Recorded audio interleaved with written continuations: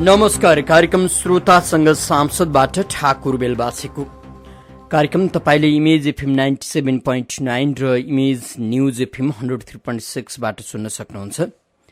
यो कार्यक्रममा हामीले मुलुकको पछिल्लो राजनीतिमाथि केन्द्रित रहँदै व्यवस्थापिका संसदका एकजना सांसदसँग छलफल गर्छौं। आज भने हामीले कुनै एक सांसद सदस्यलाई आमन्त्रण गरेका छैनौं। मुलुकको राजनीति र समाज कस्तो छ यो विषयमाथि छलफल गर्ने प्रयास गर्दैछौं। विशेष गरी राजनीतिमा देखिएको विचलन सँगसँगै समाजमा पनि एक किसिमको विचलन आएको छ।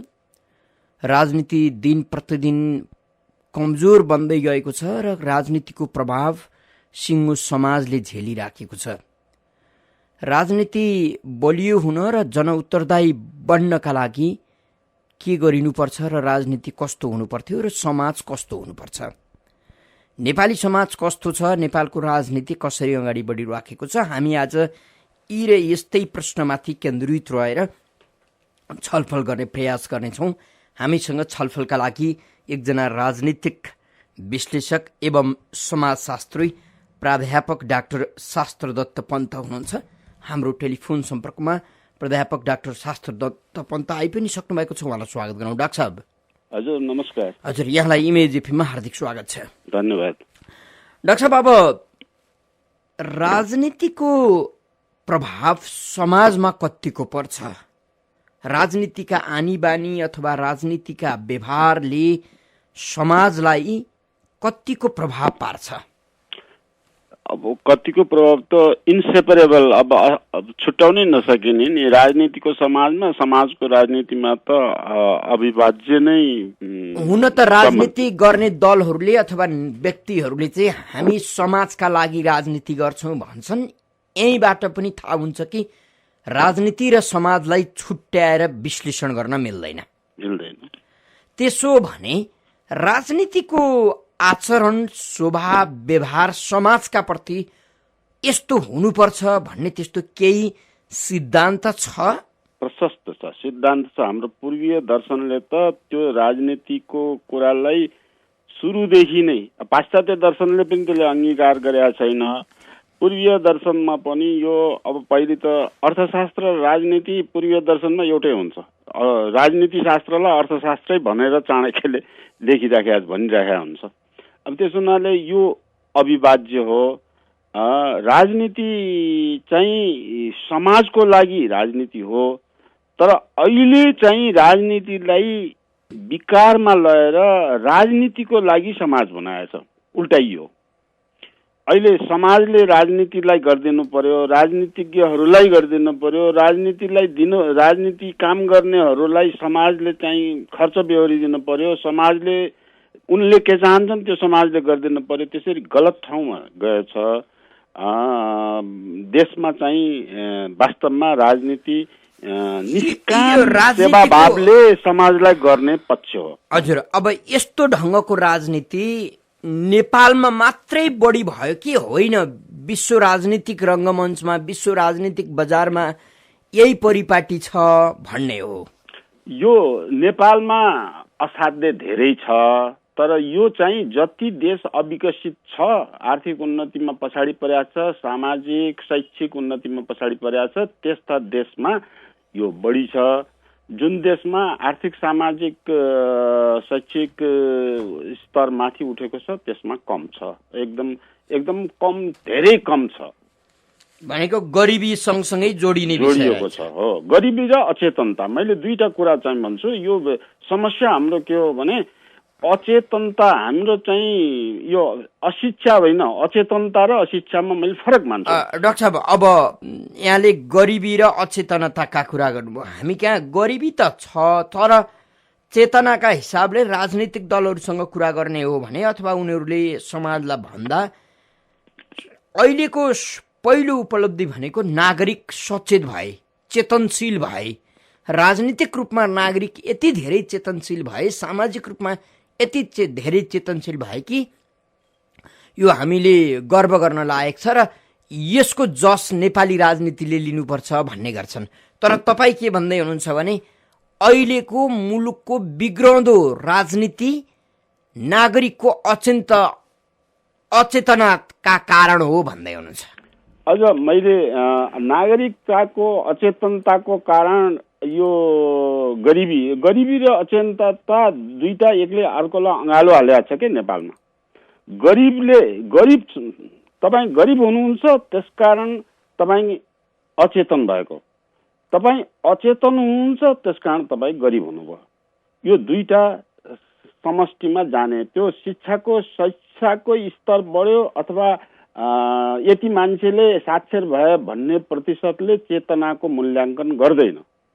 त्यसको प्रयोग तपाईँले कति गर्न सक्नुहुन्छ, चेतनाले गर्नुपर्ने काम कति गर्न सक्नुहुन्छ, त्यसको आधारमा मूल्याङ्कन गर्छ। त्यसको प्रवृत्तिमा आउँछ, त्यो काम गर्ने दैनिक काम गर्ने सोचमा आउँछ। तपाईँको प्रवृत्ति परिवर्तन बनाउन सक्ने शिक्षाले लिएर आउनुहुन्छ। शिक्षित हुँदैमा अक्षर चिन्दैमा होइन, त्यो पढाइएको विषयवस्तु कस्तो छ, त्यसले त्यो विषयवस्तु सामग्री पाठ्यक्रम पाठ्यपुस्तक कस्तो छन्, के विषय पढाइन्छ, कसरी पढाइन्छ, उनीहरूलाई के कुराहरूमा लगाइन्छ, त्यसमा निर्भर गर्ने कुरा। त्यो हाम्रो शिक्षा पद्धतिले, यो मेकालेले बिगारेको शिक्षा पद्धतिले अहिले सबैभन्दा कन्सन्ट्रेट भएर भारतमा बरु अलिकति सुधार गर्दै ल्याए, तर त्यो भन्दा बढ्दा सबै विकारको केन्द्रबिन्दु नेपाल बनेको छ। त्यसैले अब हाम्रो उत्पादन नै गलत छ। हाम्रो उत्पादनले प्रवृत्तिमा गलत लिएर आउनेछ। जति चाहिँ स्वतस्फूर्त सबमा सचेत भएका छन् ती पढे लेखेका मान्छे नेपालमा त्यसकारण नै बस्दैनन्। नेपालमा बस्ने वातावरण चाहिँ त्यो यो यहाँ बसेर केही गर्न सकिन्छ भन्ने नै छैन। त्यसकारण हाम्रो पलायन, लेबर पलायन पनि हाम्रो अर्धचेतनताको कारणले, लेबर हाम्रो तल्लो तहको अर्धचेतन समाजको लेबर पलायन पनि हाम्रो अचेतनताको कारणले गयो। माथिल्लो तहको चेतन समाजको केही प्रतिशत छ, त्यो चेतन समाजको प्रतिशतले यो कुरा विश्लेषण गरेर यहाँ बसेर मलाई ठिक छैन, मेरो चाहिँ फिट फलानो देशमा फलानो काम गर्दाखेरि हुन्छ भनेर ती पनि पलायन भए। अब गतिलो मानसिक अवस्थामा भएका समाजका मान्छे पनि पलायन भए। अनि तिनीहरूको निर्देशनमा गर्ने सामाजिक विकास निर्माणका कामहरूमा गर्ने श्रम जुन हो, त्यो श्रम पनि पलायन भयो। यो दुईटै पलायन हुनुमा हाम्रो सत्तामा बस्ने, नेपालमा सत्तामा बस्ने मान्छे, अर्धचेतन अवस्थाका मान्छे सत्तामा बसेको कारणले यो किसिम भएको। अब यो ट्रान्जिसनल सोसाइटी, अहिले ट्रान्जिसनल पोलिटिक्स किन जन्मियो भन्दाखेरि because of transitional society, because of transitional mind भएका यो राजनीति नेता सत्तामा पुगेको कारणले तिनले राइट यो ट्रान्जिसनल सोसाइटीको माइन्ड कस्तो हुन्छ भने भइराखेको कुरामा असन्तोष हुन्छ। अहिले जे भइरहेछ, जे राजनीति चलाएको छ, जे सामाजिक आर्थिक अवस्था जे छ त्यो गलत छ भन्ने धारणा राख्छ तिनीहरूले। त्यो गलत चिज धारणा राखेपछि त्यसलाई परिवर्तन अनिवार्य मान्छ। डाक्टर साहब, अब तपाईले व्याख्या गर्दै गरेको यो परिस्थिति समाजले जन्मायो कि राजनीतिले? यो त दुवैले। अब समाजले राजनीतिले समाजमा चाहिँ प्रभाव पर्छ, किनभने समाजको अवस्थाको अधिकांश त अर्धचेतन नै हो नि समाज पनि। त्यो अर्धचेतनलाई समाज पर्यो। अब भारत र चीनमा पनि यो समस्या थियो। भारतले 1990 पछिको विश्लेषण गर्यो भने भारतमा चाहिँ सत्तामा पुग्ने मान्छे, चेतन मान्छे पुग्ने राजनीति आयो। चीनमा पनि सत्तामा पुग्ने मान्छे, चेतनशील मान्छे पुग्ने राजनीति आयो। अब त्यो चाहिँ अब बङ्गलादेशले भर्खरै अलिअलि सुरु गर्न लागेछ। बङ्गलादेशमा पनि नेपालमा जस्तै रोग हो। अब यहाँ हाम्रो छिमेकीमा हेऱ्यो भने त्यसो हुनाले राजनीति सत्तामा असल मान्छे पुर्याउनलाई त्यो अनुसारको संविधान, त्यो अनुसारको चुनाव प्रक्रिया, त्यो अनुसारको यो कानुनी व्यवस्था। अब त्यसो भने अब निराश बन्दै गएको समाजलाई अब चेतन व्यक्तिहरू यो समयभित्र सत्तामा पुग्नेछन् भनेर सन्तोष दिने कुनै त्यस्तो आधार छ? आधार त छ, त्यो निराशा हुनुपर्ने कुरा छैन। तर मैले चाहिँ देखेको अहिलेको राजनीति माहौलमा ओभरनाइट 2 वर्ष 3 वर्ष 4 वर्षमा आउला भन्ने छैन। यसलाई चाहिँ त कहाँबाट हाल्नुपर्छ भने प्राइमरी स्कुलबाट सुरु गर्नुपर्छ।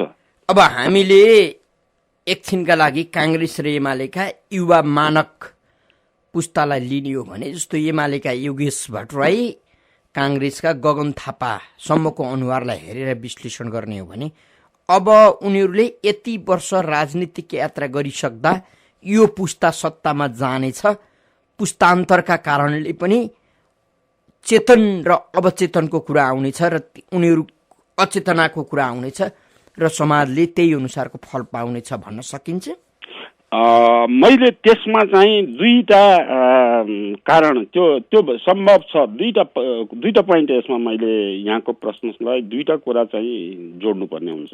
एउटा यो अहिलेको राजनीतिमा टप नकारात्मक अथवा अत्यन्त ट्रान्जिसनल सोसाइटी, अत्यन्त निहित स्वार्थ हुनुको कारण चाहिँ यो अहिले सत्तामा पुगेको, यो चाहिँ अहिले 46 साल पछिको अवस्थामा सत्तामा पुग्ने पार्टीका नेता जुन छन् त्यो आफै प्रत्यक्ष आततायी गतिविधिमा प्रवेश गरेका, आफैले काम गरेका, त्यही काम गरे बापत जेल परेका, दण्ड पाएका र त्यसैलाई आधार बनाएर राजनीतिमा हुर्केका अथवा जो आततायी छन्, मान्छे मारेका, लुटेका, आगो लगानी गरेका, यसै विध्वंसकारी काम गरेको प्रत्यक्षको प्रवृत्तिगत रूपमा त्यो दानवीय हुन्छ र तिनीहरूबाट यो सोचमा तिनीहरूको सोच परिवर्तन यो चाहिँ तपाईले कांग्रेस ए माओवादी सम्मलाई राखेर विश्लेषण गर्नुभयो कि माओवादीको जनयुद्धलाई हेरेर माओवादी मात्रै? कांग्रेसको समेत 18 सालदेखि कांग्रेसले पनि मान्छे मारेको छ, माओवादीले पनि टाउको काटेको, एमाले पनि काटेको छ,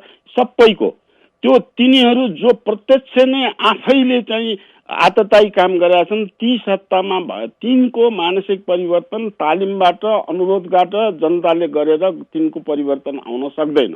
यतिसम्म कि जनताले भोट हालेर पनि तिनलाई आउट गर्न नसक्ने राजनीति परिवेश भएछ। तिनीहरू जीवित भएसम्म यो चाहिँ प्रवृत्तिगत सुधार गरेर हामीले बोलेर लेखेर कहीँ गरेर त्यो परिवर्तन आउँदैन। अब दोस्रो पुस्ता जो प्रत्यक्ष भाग लिएको छैन, यहाँले युवा पिँढी भन्नुभएको छ, भाग लिएको छैन, त्यो दोस्रो पुस्ता यिनीहरूको तालिमबाट आउँदा त्यसमा त्यो वंशज जेनेरेसन जस्तो हुन्छ कि 50% यिनीहरूको प्रभाव तिनीहरूमा आउँछ। दोस्रो पुस्तामा 50% जनताले बनाएका, हामीले बोलेका, हामीले लेखेका भावनाले तिनीहरू परिवर्तन हुन्छन्। केही अहिले भन्दा त्यो 50% डाउन भएर आउन सक्ने हुन्छ दोस्रो पुस्तामा। तर दोस्रो पुस्ताका मान्छेलाई पनि अहिलेको अब नेपाली कांग्रेसको चुनाव, नेपाली कांग्रेसको माहौल अहिलेलाई हेर्ने हो भने त्यो दोस्रो पुस्ताको कुरा गर्दा पनि दोस्रो पुस्तालाई अहिले भर्खर नेपाली कांग्रेसको जुन चुनाव भइरहेछ त्यसमा पछिल्लो लहरमा चुनावमा भाग लिएका मान्छे त्यो पार्टीभित्रको र राष्ट्रिय राजनीतिभित्रको व्यक्तिबाट उठाइएका होइनन्, ती बाहिरबाट। जसरी सुशीलजीले अध्यक्ष छँदाखेरि नचाही राष्ट्रपति, उपराष्ट्रपति, सभामुख, प्रधानमन्त्री सबै ठाउँमा चाहिँ हार्ने निश्चित हुँदाहुँदै पनि लड्नुभयो। त्यो बाहिरी राजनीति माहौलले त्यो उहाँलाई उठाएछ। अहिलेको पहिलो र दोस्रो नम्बरका बाहेक तेस्रो नम्बरमा जति उठाए त्यसमा युवा पिँढी छन् जुन बाहिरी शक्तिबाट चुनावमा अहिले भाग लिएका छन्। तिनीहरू अहिले बाहिरबाट उठाइएर तिनीहरूबाट पनि त समाजले राम्रो अपेक्षा गर्नु भएन होला नि त। फेरि तिनीहरूले समाजको राम्रो भने यो राष्ट्रिय राजनीतिमा यहाँको भूगोल, यहाँको इतिहास, यहाँको जनताको मानस, जनताको यहाँको प्राकृतिक स्रोत साधनको ज्ञान भएको मान्छे चाहियो। त्यसको विरोधमा बाहिरबाट उठाएर त्यसको विपरीत काम गर्नेबाट भनेपछि त्यो तेस्रो तहको यो युवा पिँढीले यो जुन अहिलेको राजनीतिमा देखियो नेपाली कांग्रेसकोमा त्योबाट झनै आशा गर्ने अवस्था मैले देखिनँ। किनभने ती राष्ट्रिय राजनीतिमा चाहिँ संलग्न भएनन्, तिनीहरू अब निहित राजनीतिमा संलग्न भए। त्यसका गतिविधि पुष्टि गर्ने गतिविधि प्रशस्त छन्। मैले त कलमै चलाएको छु त्यसमा प्रशस्त, त्यसका पुष्टिविधि बाहिर देखिने पारदर्शी रूपबाट देखिने प्रमाणहरू छन्। हजुर आदरणीय सुधा, तपाईँ यति बेला इमेज एफएम 97.9 र इमेज न्युज एफएम 103.6 सुनिरहनु भएको छ। हामीले आज कार्यक्रममा मुलुकको राजनीति र सामाजिक अवस्था कस्तो छ, राजनीतिको प्रभाव समाजमा कस्तो पर्छ र समाजले राजनीतिलाई कस्तो बनाउनु पर्छ, यो विषयमाथि केन्द्रित रहँदै छलफल गरिराखेका छौँ। एकजना राजनीतिक विश्लेषक एवं समाजशास्त्री प्राध्यापक डाक्टर शास्त्र दत्त पन्तसँग।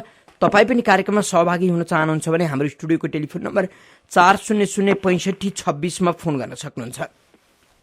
सहभागी श्रोता मित्रले छोटो तर्कसंगत एउटा मात्र प्रश्न राखिदिनु होला। हामीले समाज र राजनीतिको सम्बन्ध कस्तो हुनुपर्छ र नेपालको राजनीतिक अवस्था कस्तो छ र सामाजिक अवस्था कस्तो छ, राजनीतिको प्रभाव समाजमा कस्तो परिराखेको छ, यो विषयमाथि छलफल गरिराखेका छौँ।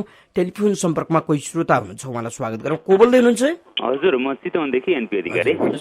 अतिथिज्यू नमस्कार। नमस्कार। हजुरको विश्लेषण सुन्दा वास्तविक पनि लाग्यो र निकै प्रभावकारी पनि लाग्यो, तर त्यसमा एउटा कुरा मैले यहाँसँग जिज्ञासा जान्न चाहेको विषय, नेपालको राजनीतिले समाजमा जस्तो खालको प्रभाव पारेछ कुनै पनि व्यक्ति गैर राजनैतिक व्यक्ति बन्न नसक्दासम्म अथवा सबै नेपाली नागरिकहरू धेरै नेपाली नागरिकहरू स्वतन्त्र नरहँदासम्म यो समाज सुध्रिन्छ जस्तो मलाई पनि लाग्दैन।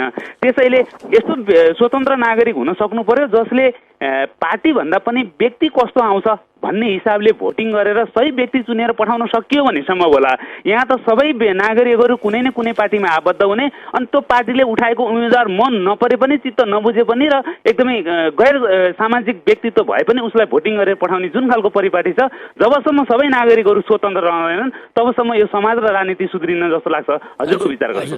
हस्, धन्यवाद। अब यो तपाईँ यहाँले भन्नुभएको सबै कुरा 100% म सहमत छु र त्यही नै हुनुपर्छ र त्यसैले अहिले यो राजनीतिमा मैले सबैले लेख्ने लेखमाथि थप कुरा मैले सधैँभरि के भनिरहेको छु समाजलाई भने कि अब मूल ठाउँमा जानु पर्यो। हाम्रो मूल ठाउँ भनेको निर्वाचन प्रक्रियामा संविधानले ग्यारेन्टी गर्ने निर्वाचन प्रक्रियामा मैले आवाज उठाइराखेको निर्वाचन प्रक्रिया के हो भने निर्वाचन पार्टीले मनोनित गर्ने शून्य हुनुपर्छ, जम्मै जनताले चुनाव गर्नुपर्छ। चुनावमा पार्टीले उम्मेदवार उठाउने उम्मेदवार हरेक निर्वाचन क्षेत्रमा त्यस पार्टीका साधारण सदस्यले 51% भन्दा बढी मतबाट छानिएको व्यक्ति मात्रै त्यस पार्टीको त्यस निर्वाचन क्षेत्रको उम्मेदवार हुनुपर्छ भनेर त्यहाँ निर्वाचन क्षेत्रमा त्यो भयो भने मात्रै जनता पार्टी जिम्मेवार हुन्छ। जनताले रिकल गर्न पाउनुपर्छ, प्रत्याह्वान गर्न पाउनुपर्छ।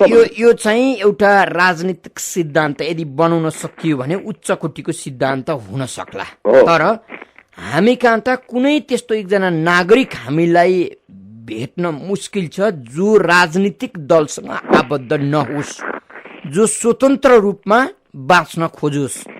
समाज त राजनीतिबाट संक्रमित र दम्सित दुवै हो नि त, होइन? सबै नागरिकलाई कुनै न कुनै दलको सदस्यता चाहिएकै छ, कुनै न कुनै दलको नेता प्रिय लागेकै छ।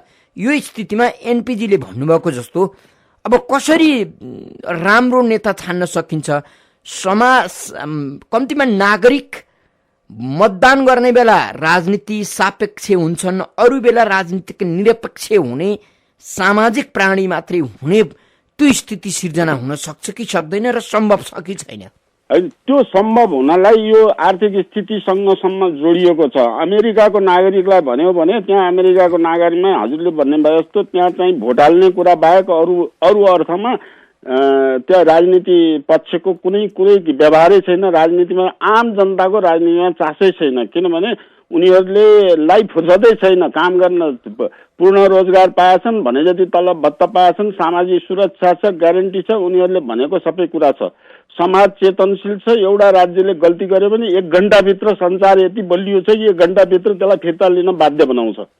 अब त्यो चाहिँ अवस्था हामी कहाँ लिएर आउनलाई दुईटै थियो। एउटा आर्थिक रूपमा हामी विपन्न छौँ, एउटा भोटको लागि एक दिनको जाला लिएर भोट हाल्ने प्रवृत्ति छ। भोट किनेर चाहिँ सत्तामा जान पाइन्छ, त्यसकारण सत्तामा बसेर अकुट जेसुकै काम गरेर पनि पैसा कमाउने, त्यो पैसाले त्यो भोट किन्ने र सत्तामा बसिराख्ने भन्ने राजनीति मानसिकता छ। राष्ट्रिय मानसिकता छैन, देशप्रति प्रेम छैन, देशको स्वतन्त्रता, सार्वभौमिकता, आर्थिक उन्नति, सामाजिक उन्नति, रोजगारका कुरासँग चासो छैन। राजनीति नै गलत ट्र्याकमा गयो। अलिकति अहिलेको हाम्रो संस्कार कस्तो भयो भने यो गलत कुरालाई चाहिँ ओभरनाइट देशभरि प्रचार हुन्छ। त्यो आर्थिक घोटालाका कुरा होस् कि सामाजिक कुरा उसका कुरा हुन्, गलत कुरा कुनै पनि नकारात्मक कुनै पनि आततायी प्रवृत्तिको कुरा आयो भने तुरुन्तै नक्कल गरेर देशभरि जाने। राम्रो कुरा गर्यो भने त्यसलाई कन्भिन्स गराउनलाई वर्षौंसम्म लाग्दा पनि एकला बृहस्पति झुटा भने जस्तो झुटो भएर बस्नुपर्ने त्यो सामाजिक परिचालन त्यस्तो किन आयो भन्दा त्यही दुईटा कारण, अचेतन छन् र गरिब छन्। त्यो गरिबले अचेतन र अचेतन। अब मुलुकलाई धनी बनाउने मुख्य साँचो त फेरि दलहरूसँगै छ। तर त्यसलाई, त्यो दललाई मुख्य साँचो दलहरूकोबाट जनतामा, सार्वभौम सत्ता जनतामा होइन के। अहिले सार्वभौम सत्ता नेपाली जनतामा ल्याउनु पर्यो। सार्वभौम सत्ता त दलमा छ, दलले प्रयोग गरिरहेछ। सार्वभौम सत्ता प्रयोग गरेको दलमा बल्ल बल्ल जनताले त्यो 36 सालमा जनमत संग्रहको एउटा थालनी भएको थियो। त्यो सार्वभौम सत्ता जनतामा आइसकेको थियो र हरेक कुरा जनताले निर्णय गरेर पाउने, र यतिसम्म कि त्यो 36 साल त्यस बेला चाहिँ प्रत्यावन, त्यो सांसदले गलत गर्यो भने 25 वर्ष जनताले चाहिँ प्रत्यावन गर्न सक्ने, त्यो ल्याउन सक्ने अवस्थासम्मको सिर्जना भएको थियो। जनतामा आइसकेको सार्वभौम अधिकार हामीले पार्टीलाई दिँदै गयौँ। अहिले सार्वभौम भनेर जनता भनेको पार्टीले जे गर्यो त्यो निर्णय हुने। पार्टीमा पनि पार्टीको अध्यक्षले भनेको कुरा पार्टीले मान्ने, पार्टीभित्र पनि पार्टीले छानेको अध्यक्ष, पार्टीको भोट हाल्नेले अध्यक्षलाई कन्ट्रोल गर्दैन। अब अध्यक्ष भएपछि अध्यक्षले भोट हाल्नेलाई कन्ट्रोल गर्छ। यो परिपाटी भएपछि त तानाशाही व्यवस्थालाई हामीले डेमोक्रेटिक डिक्टेटर भनौँ, यसलाई पार्टीगत डिक्टेटर व्यवस्थालाई हामीले दिन प्रतिदिन बढावा दिइरहेछौँ। हजुर हजुर, डाक्टर साहब हामीसँग कोही श्रोता हुनुहुन्छ, उहाँलाई स्वागत गरौँ। को बोल्दै हुनुहुन्छ? हजुर, कहाँबाट बोल्नुभयो? म इटरी सुनसरीबाट श्याम पौडेल। हजुर भन्नुहोस् न। डाक्टर साहब नमस्कार। नमस्कार हजुर। हजुरले अहिले भर्खर यसलाई के भन्नु भनेदेखि नि, चेतनशील हुनुपर्छ, अलिकति दक्षता हुनु पर्यो, योग्य पनि हुनु पर्यो, राजनीतिकमा पढ्दाखेरि चाहिँ राजनीतिकसँग अलिकति विज्ञ जानकार पनि हुनु पर्यो भन्ने गरेछ। तर हाम्रो नेपालको राजनीतिमा नि अहिले के छ भनेदेखि यहाँ गिटी कुर्ता गरेका व्यक्तिलाई पनि राजनीतिमा लगेर हालिएको छ, संसद बनाइएको छ। अब भारी बगिरहेको कुल्ली विचार कुल्ले काम गरेका छन्, उनीहरूलाई सक्षम बनाइरहेको राजनीतिमा लगेर मुछिएको छ। भने नेपालमा राजनीति गर्नको लागि शैक्षिक योग्यताको दक्षता, निपुणता हुनुपर्ने आवश्यकता हो कि होइन हजुरलाई? एकदमै हो, त्यो अनिवार्य चाहिन्छ। मैले लेखेको, यदि लेख पढ्नुहुन्छ भने, प्राथमिक माध्यमिक एसएलसी पास गरेको गाउँ विकास समितिको लेभलमा एसएलसी पास, जिल्ला विकासमा इन्टरमिडिएट पास, अनि राष्ट्रिय राजनीतिमा मिनिमम ब्याचलर अनि स्पेसलाइज गरेको त्यो मन्त्री हुनलाई, मन्त्रालय भनेको नै मन्त्रहरू भनेको, वेदमा मन्त्रहरू छन्, अथवा मन्त्र भनेको सूत्र, राजनीतिका सूत्रहरू छन्। अब ती सूत्र मन्त्रहरू हुन्, तिनलाई मन्त्र भनिन्छ। त्यो मन्त्र राख्ने स्टोर हाउसलाई मन्त्रालय भनिन्छ। त्यो मन्त्र राख्ने लाइब्रेरी हो मन्त्रालय भनेको। त्यो विषयको विज्ञ, त्यो विषयको ज्ञाता मान्छे मन्त्री हुनुपर्छ भन्ने हाम्रो पूर्वीय मान्यता, पूर्वीय संस्कार संस्कृतिको मान्यता, पोलिटिकल साइन्सको मान्यता पनि त्यही हो। अहिले विश्वभरिमा अब अमेरिकामा राष्ट्रपतिलाई यो अधिकार छ, तर सिस्टम यस्तो किसिमको बनाएर लिएर गएको छ, त्यो देशभरिमा त्यो विषयको सबभन्दा विज्ञको हो, त्यसलाई उठाएर मन्त्री बनाउँछ। त्यहाँ यो पार्टी ऊ पार्टी, यो ठाउँ ऊ ठाउँको भन्दैन। अब त्यो पद्धतिलाई हामीले ल्याउने ठाउँ उल्टा छौँ। हामीले सबै मान्छे नेपालका त्यो गरिब भाइ बोक्ने भन्ने र अवस्थाका निराक्षर भन्ने अवस्थालाई हामीले राष्ट्रिय यो योजना आयोगबाट नीति निर्धारण गरेर त्यो एउटो मान्छे पनि अशिक्षित गरिब विपन्न भएर नबस्ने बनाएर त्यो मान्छेलाई नीति र कार्यक्रमबाट उठाएर ल्याउनुपर्छ। देशमा सबै प्रतिस्पर्धी बनाउनुपर्छ के। अप्रतिस्पर्धी भएपछि त्यो चाहिँ त्यसमा स्वतः आरक्षण गरेर आउने व्यवस्था भएपछि त त्यो सक्षम कहिले पनि सक्षमै हुँदैन, प्रतिस्पर्धी नै हुने योग्यतै हुँदैन। तिनले अवसर पाउनु पर्यो, त्यति हो। तिनले पढ्ने ठाउँ पाउनु पर्यो। अब अघि यहाँले चर्चा गर्नुभयो काटमारबाट, लुटपाटबाट स्थापित भएको नेपाली राजनीति र त्यसमा संलग्न व्यक्तिहरूले नेतृत्व गरेको नेपाली राजनीति भएका कारण राजनीति सुध्रिएको छैन भन्दै हुनुहुन्छ। अब समाजमा त्यसको प्रभाव पक्कै पर्यो। राजनीति व्याप्त समाज छ। यसको अर्थ समाज पनि राजनीति जस्तै बनेको हो। अहिले नेपालको राजनीति जसरी आलोचित बनिराखेको छ त्यही ढङ्गको समाज पनि निर्माण भइराखेको छ र समाजमा रहने नागरिकमा त्यही ढङ्गको व्यवहार बढी देखिन्छ, व्याप्त छ भनेर भन्न सकिन्छ। समाज पनि त्यस्तै हो। त्यो समाज अनुकूलको समाज पनि संक्रमणकालीन सोचबाट गुज्रिरहेको छ। अब मैले भने सचेत समूहको प्रतिशतभन्दा सङ्क्रमणकालीन समाजमा गुज्रेको समाज को प्रतिशत, जनताको प्रतिशत बढी छ। अब बहुमतै छ त्यसको। त्यो चाहिँ समाजको मा चेतनशील छ, पढेको छ भन्ने मान्छे पनि मेकाउलेका बेटा छन्, अथवा तिनले पश्चिमाको सबै कुरा राम्रो हो, पश्चिमाको अनुकरण गर्ने उदार अर्थनीति बनाएको छ। हाम्रो देशलाई हाम्रो भूबनोटले, हाम्रो देशको प्राकृतिक स्रोतले के मागेको छ त्यो अध्ययन गरेका छैनन्। ठुल्ठुला विद्वान भएर ठुल्ठुला ओहदामा बस्ने मान्छेले पनि यो देशको माटोलाई के चाहियो छ त्यो खोज्न सक्ने मान्छे चाहियो। ती चाहिँ विद्वान भनेका मान्छे पनि अमेरिकाको उदार नीति त्यहाँ सफल भएको, टेनेसी भ्यालीको सफल भएको, या बेलायतमा यसरी सफल भएको भनेर पढ्ने मेकाउलियन एजुकेसन सिस्टम, वेस्टर्नाइज दास मनोदशाको शिक्षा जुन छ त्यो उच्च तहका मान्छेले पनि गलत कुरा बोकेर ल्याएछन्। हाम्रो शिक्षा पद्धतिमा पनि त्यही ल्याएका छन्, हाम्रो आर्थिक नीतिमा पनि त्यही ल्याएछन्, हाम्रो चाहिँ बजेट पद्धतिमा नि त्यही ल्याएछन्, हाम्रो काम गर्ने शैलीमा पनि त्यही ल्याएछन्, इभन उदार अर्थनीतिसम्म ल्याएछन्। अब थर्ड वर्ल्ड चाइनामा पनि उदार अर्थनीतिको कुरा ल्याए पनि उनीहरूले संयम गरेका छ। इन्डियामा पनि त उदार अर्थनीति छ, तर स्टेट अन त्यहाँ चाहिँ स्टेट बस छन्, त्यहाँ रेल राज्यले चलाएको छ, तमाम चिज राज्यले इन्डियामा पनि चलाएको छ नि। त्यो अमेरिकामा पनि कयौँ चिज चलेका छन्। त्यो नेपाल यस्तो देश भयो कि तिनको हल्लाले ती चाहिँ कमिसन आउने ठाउँ भएको र तिनको हल्लाले यहाँका ठुल्ठुला अर्थशास्त्री हुँ भन्ने, ठुल्ठुला चाहिँ राजनीति शास्त्री हुँ, बाहिरबाट विदेशबाट दक्षता हासिल लिएर आएका भन्नेले पनि त्यो संयन्त्रमा पसेर देशमा चाहिँ भइसकेको, माथि आइसकेको बाई 2000 एसियन स्ट्यान्डर्ड पुग्ने मातहतबाट जति चाहिँ आर्थिक उन्नतिका स्रोतहरू, साधनहरू सञ्चालित थिए, उद्योग थिए, व्यापार थिए, राज्यले हात हालेका सबै चिज ती सबै ओभरनाइट भत्काइए। एकै रातमा, एकै अवधिमा फटाफट तिनीहरू चाहिँ जो सत्तामा पुगे, काङ्ग्रेस एमाले माले भन्ने भएन, सबै यो पार्टीको नाउँ जे दिएर जहाँसुकै नाउँ राखे पनि प्रवृत्ति यिनीहरू तिनटै विचारधाराको एउटै प्रवृत्ति छ, लुटेर खाने। कमिसन आउँछ, त्यो हुन्छ। आउने ठाउँ भएन भने त्यो जुनसुकै काम पनि जब आउने ठाउँ अलिकति कम भयो त्यो योजनै बन्द गर्छन्, योजनै बनाउँदैन, अनेक बखडा गर्छन्, त्यहाँ कार्यकर्तालाई उठाएर जुलुस नारा गर्छन्, अनेक किसिमका माग राख्छन्।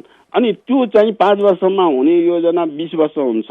अहिले बिजुलीको यो लोड सेडिङ बिकज अफ त्यही माइन्डबाट भएको। त्यो चाहिँ अरुण 3 देखि कर्णाली पहिलो कर्णाली नेपालले बनाउन लागेका जति थिए कन्काई हाइड्यामहरू त्यो यिनै तिनै दलका मान्छेहरूले यही प्रवृत्तिको कारणले बन्द गराएका छन्। त्यो किसिमको त्यो प्रवृत्ति बाहिरी प्रवृत्ति, बाहिरी छिमेकीबाट आउने निहित स्वार्थपरक प्रवृत्ति एउटा छ। अर्को चाहिँ यिनीहरूको निहित स्वार्थ, आफ्नो स्वार्थबाट आउने प्रवृत्ति छ। त्यसैलाई मैले राष्ट्रियता भनेको छु। राष्ट्रियताको भावनाले जबसम्म राष्ट्रप्रति योगदान दिने भन्ने किसिमको कुरा आउँदैन र त्यो योगदानलाई जनताले कन्ट्रोल गर्न सक्ने, सार्वभौम सत्ता जनतामा हुन सक्ने। हामीसँग फेरि अर्का कोही श्रोता हुनुहुन्छ, को बोल्दै हुनुहुन्छ? हजुर, म खोटाङ पौवाचेराबाट रुद्र विष्ट भन्ने मान्छे। नमस्कार हजुर। रुद्रजी भन्नुहोस् न। अतिथि नमस्कार। नमस्कार रुद्रजी। पहिलो पुस्ताका नेताहरूले देशको राजनीतिमा कहिले पनि सुधार ल्याएनन्। तपाईँले भन्नुभयो दोस्रो पुस्ताका नेताहरू पनि 50% चाहिँ तिनीहरूमा पनि त्यही अंश हुन्छ भन्नुभयो। मलाई लाग्छ जहाँसम्म दोस्रो पुस्ताका नेताहरूले चाहिँ राजनीति आफ्नो हातमा लिए भने केही सुधार हुन्छ कि भन्ने लाग्छ। यहाँ के भनिदिनुहुन्छ? होइन, केही सुधार त मैले भने त्यो 50% आधा सुधार हुन्छ, तर हामीलाई आधा सुधार होइन, पुरै सुधार चाहिन्छ। पुरै सुधार चाहिनेलाई दोस्रो पुस्तालाई सही ठाउँमा लिएर आउनको निमित्त राजनीति पद्धतिमा सुधार चाहियो कि त्यो संविधान सुधार चाहियो, त्यो संवैधानिक निकायमा गर्ने काम कुराहरू सबैमा सुधार चाहियो, बजेट सिस्टममा सुधार चाहियो, राज्यले सञ्चालन गर्ने के राष्ट्रिय मूलनीति नै छैन। सबैभन्दा पहिले राष्ट्रिय मूलनीति बन्नु पर्यो, त्यो मूलनीतिलाई संविधानले अङ्गीकार गर्नु पर्यो। त्यो राष्ट्रिय मूलनीतिभित्र परेपछि बल्ल त्यहाँ निर्वाचन पद्धतिका कुरादेखि लिएर अख्तियार दुरुपयोगका कुरादेखि लिएर सम्पत्तिमा राख्ने कुराहरूदेखि लिएर अब राष्ट्रिय मूलनीति राम्रो बनाएर गयो भने त भ्रष्टाचार गर्नै नसकिने बनाउन पनि सकिन्छ। त्यसैले बाहिरको फ्रेमवर्क जुन हो पहिले प्रवेश गर्ने फ्रेमवर्क अहिले सोझै त्यो व्यक्ति विशेष र सोझै दल विशेषमा गएर हुँदैन। त्यसको आन्तरिक दलको आन्तरिक कुरा अनि राष्ट्रिय मूलनीतिको आन्तरिक कुराहरू अनि त्यससित सम्बन्धित ऐन कानुनहरू संविधानहरू हो त्यहाँ प्रहार गरेर त्यहाँ सुधार्यौँ भने ती दोस्रा दर्जाका नेताहरूले त्यसले बाँडेर लिएर आउँछ र तिनीहरू सुध्रिन बाध्य हुन्छन्। दोस्रो दर्जाको र पहिलो दर्जाकोमा मेरो फरक देखाइ के हो भने दोस्रो दर्जाकोलाई तालिम दिएर सुधार्न सकिन्छ, यस्तो यो सबै कुरा सुधार गर्यो भने। तर पहिलो दर्जालाई जति जे गरे पनि उनीहरूको दिमागमा टाँसिएको कुराबाट उम्काउन सक्ने। हामीसँग फेरि अर्का कोही श्रोता मित्र हुनुहुन्छ? हामीसँग कोही टेलिफोन सम्पर्कमा कोही श्रोता हुनुहुन्छ, उहाँलाई स्वागत गरौँ। को बोल्दै हुनुहुन्छ, कहाँबाट? हेलो, हजुर भन्नुहोस् त। म एउटा नित्रबहादुर बस्नेत हो। भन्नुहोस्। अतिथिज्यू नमस्कार। नमस्कार बस्नेतजी। हजुर, यो मैले त यस्तो देख्छु कि हाम्रामा नेपालमा विज्ञहरू धेरै हुनुहुन्छ, तर मिडियामा आएर चाहिँ यस्तो त्यस्तो भनेर बोल्नुहुन्छ। अनि नेताहरूलाई चाहिँ यो अन्डर एसएलसी भएका चाहिँ नेताले देश चलाएछन्, उनीहरूलाई चाहिँ एउटा सुझाव सल्लाहहरू चाहिँ किन आउँदैन? एउटा उनीहरूलाई जनचेतना चाहिँ नपुगेको हो कि जस्तो मलाई लाग्छ। तपाईँको चाहिँ अलिकता जवाब दिनुहोस् डाक्टर। हजुर, यो जनचेतना नपुगेकै हो। मैले अघि भने जनचेतनाको स्तरमा जनता सामाजिक स्तरमा अर्धचेतन अचेतन समाज हुन्छ अनि अर्धचेतन समाज हुन्छ अनि चेतन समाज हुन्छ। हाम्रो देशमा अहिले राणाकालमा भएको अचेतन अवस्थाबाट समाज चाहिँ अब ट्रान्जिसनल पोइन्टमा अथवा अर्धचेतन अवस्थामा एक सिँढी माथि उक्लिया छ।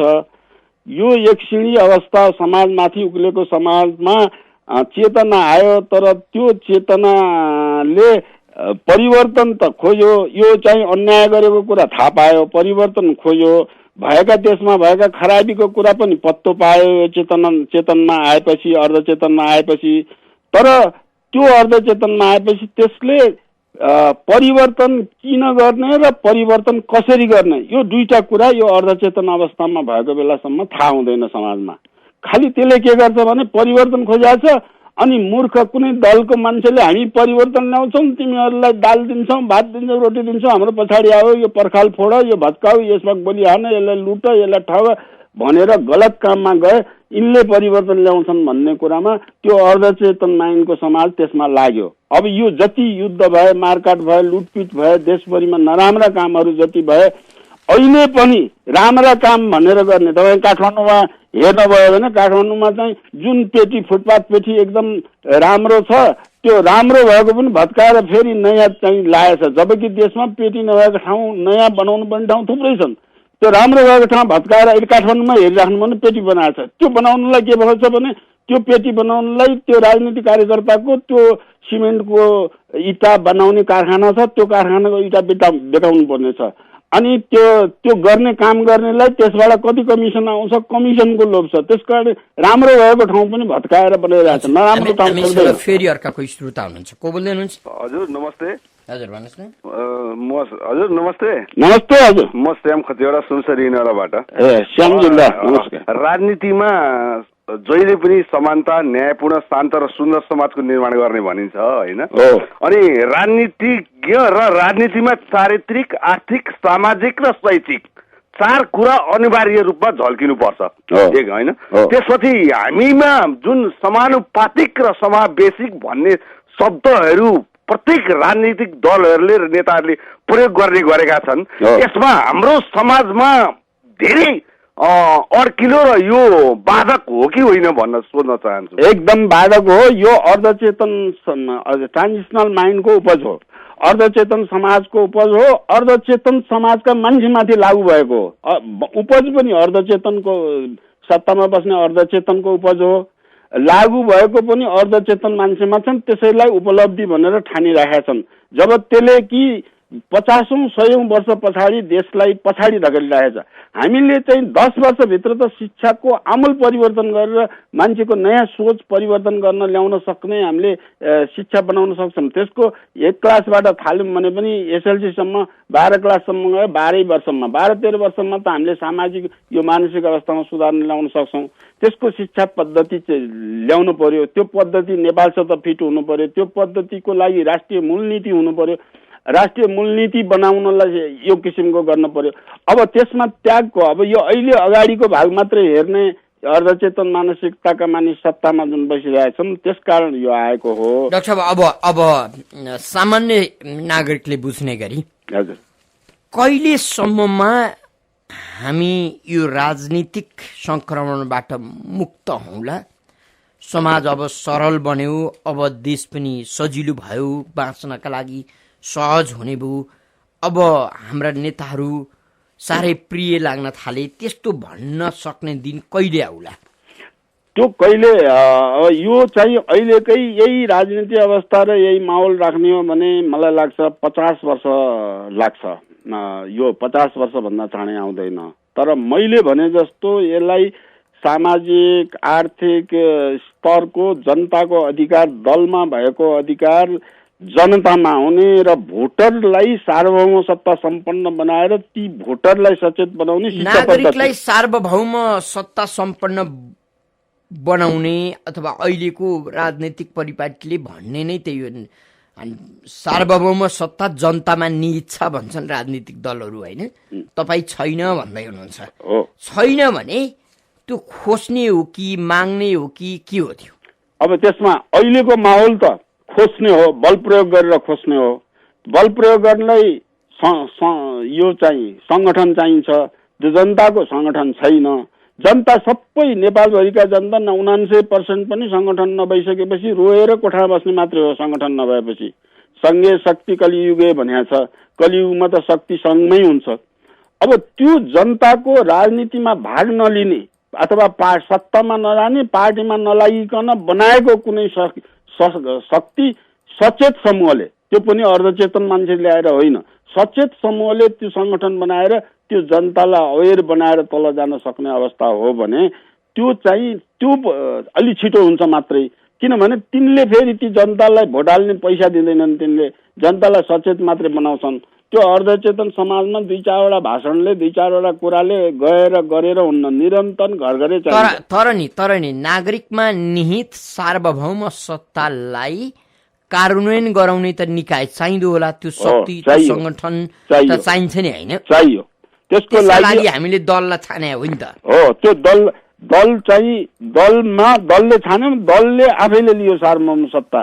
हरेक कुरा चाहिँ निर्णय जनतामा हुनुपर्ने, दलको त्यो अधिकारलाई जनताले दलको नेतृत्वमा निर्णय भयो र त्यही दलका लागि मात्रै त्यो निर्णय कामयाबी भयो।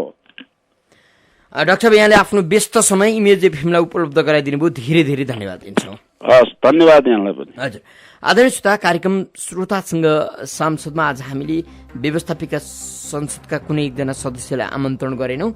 नेपालको राजनीति र समाज कस्तो छ यो विषयमाथि केन्द्रित रहेर राजनीतिक शास्त्री एवं समाजशास्त्री प्राध्यापक डाक्टर शास्त्रदत्त पन्तसँग छलफल गर्यौं। कार्यक्रम सुनेर र कार्यक्रममा आफ्नो सहभागिता जनाइदिएर साथ दिनुहुने सम्पूर्ण श्रोतालाई धेरै धेरै धन्यवाद दिँदै सहकर्मी बुकेश महर्जनका साथमा ठाकुर बेलबासी बिदा हुन्छु। नमस्कार।